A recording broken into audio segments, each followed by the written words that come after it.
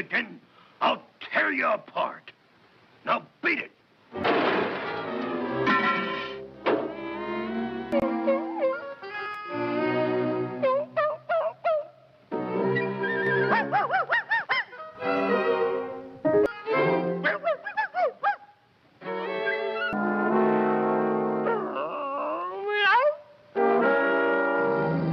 Where's my boy?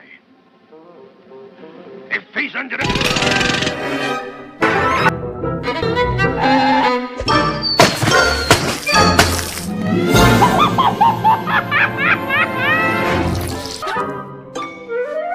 Oh, I see.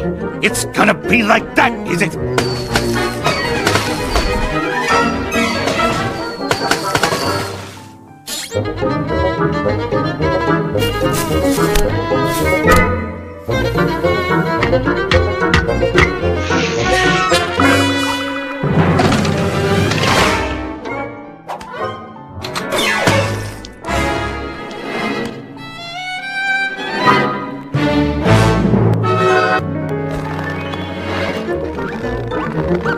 Thanks, little buddy.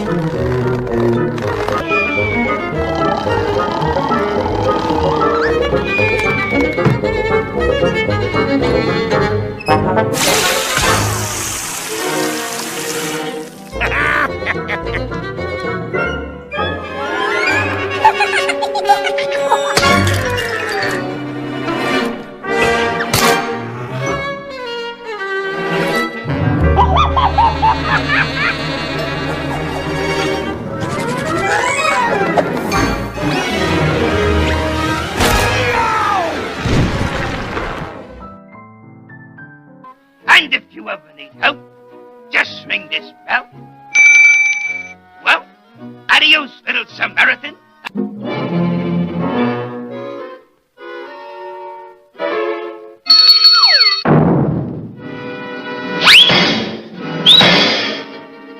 I learned this one on television.